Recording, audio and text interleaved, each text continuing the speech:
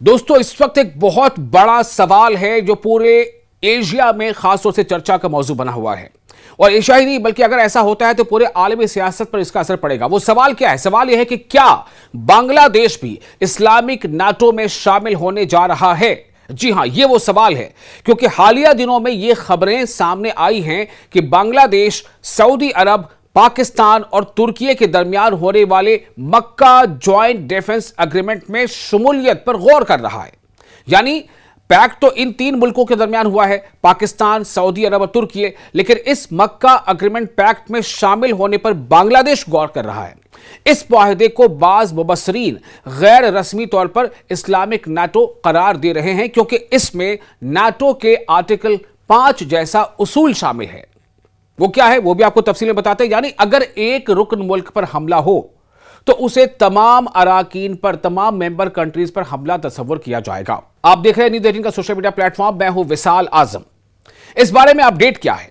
दरअसल बांग्लादेश के जूनियर वजीर खारजा हुमायूं कबीर ने कहा है कि ढाका इस तजवीज को मुस्बत अंदाज में देख रहा है और सऊदी अरब की जानिब से बांग्लादेश को इस इत्तेहाद में शामिल होने की दावत दी गई है। यह अहम है कि बांग्लादेश यह कह रहा है कि सऊदी अरब की जानिब से बांग्लादेश को दावत दी गई है कि वो इस इत्तेहाद में, इस प्लेटफॉर्म में शामिल हो।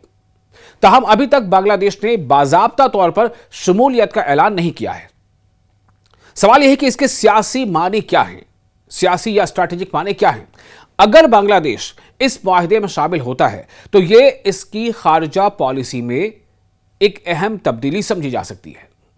माजी में बांग्लादेश ने, यानी पास्ट में बांग्लादेश ने कोशिश की है कि वो किसी बड़े फौजी ब्लॉक का हिस्सा बनने के बजाय मुख्तलिफ ताकतों के साथ मुतवाजिन ताल्लुकात रखे, बैलेंस्ड। ऐसे में इस इत्तेहाद में शमूलियत ढाका के लिए एक नए स्ट्रैटेजिक रुख की अलामत बन सकती है। तो अब इस पर गौर करते हैं कि इसकी स्ट्रैटेजिक अहमियत क्या होगी। मक्का पैक्ट, जिसमें सऊदी अरब, पाकिस्तान और तुर्की शामिल है, उसमें अगर बांग्लादेश शामिल होता है तो इसकी स्ट्रैटेजिक अहमियत क्या होगी?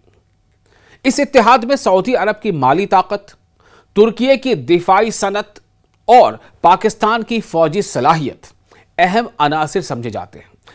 अगर बांग्लादेश भी इसमें शामिल होता है तो खलीज, मशरिक़ वस्ता, खलीज यानी खाड़ी जिसे हम कहते हैं, और मिडिल ईस्ट और जनूबी एशिया, बांग्लादेश को दिफाई टेक्नोलॉजी, तरबियत और सिक्योरिटी ताउन के नए मौके भी मिल सकते हैं। अब जाहिर है कि क्या भारत के लिए इसमें कुछ फिक्र करने की बात है?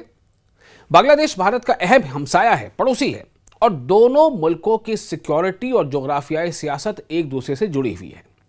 तज्जियाकारों के मुताबिक अगर ढाका पाकिस्तान और तुर्की के साथ किसी दिफाई इत्तेहाद का हिस्सा बनता है तो नई दिल्ली इसे अपनी मशरकी सरहद के तनाजुर में, यानी पूर्वी सरहद के तनाजुर में एक अहम स्ट्रैटेजिक पेशरफ्त के तौर पर देखेगा। अब आइए इस पर देखते हैं कि आलमी सतह पर इसके असरात क्या पड़ सकते हैं। अगर यह इत्तेहाद मजीद मुल्कों को शामिल करता है तो मुस्लिम दुनिया में एक नया दिफाई ब्लॉक उभर सकता है जो खित्ते के सिक्योरिटी तवाजुन पर असर डालेगा। ताहम नाकदीन यानी क्रिटिक्स का कहना है कि इससे खित्ते में नए जियोपॉलिटिकल ब्लॉक्स बन सकते हैं और बाज मुल्कों के लिए तवाजुन यानी बैलेंस बरकरार रखना मुश्किल हो सकता है। फिलहाल बांग्लादेश ने इस्लामिक नाटो या मक्का दिफाई मुआहदे में शामिल होने का हतमी फैसला नहीं किया है, लेकिन ढाका की जानिब से मुस्बत इशारे मिलने के बाद, मुस्बत इशारे, पॉजिटिव सिग्नल्स मिलने के बाद यह मौजू जनूबी एशिया यानी सदर्न एशिया और मशरिक़ वस्ता, मिडिल ईस्ट की सियासत में अहम बहस बन चुका है। अगर बांग्लादेश शामिल होता है तो इसके असरात सिर्फ खित्ते तक महदूद नहीं रहेंगे, बल्कि आलमी सिक्योरिटी और सिफारती तवाजुन पर भी महसूस किए जा सकते हैं। आप इस खबर के बारे में क्या सोचते हैं? इस पर आप अपनी राय हमें कमेंट बॉक्स में शेयर करें, और वीडियो पसंद आया हो तो लाइक और शेयर जरूर करें।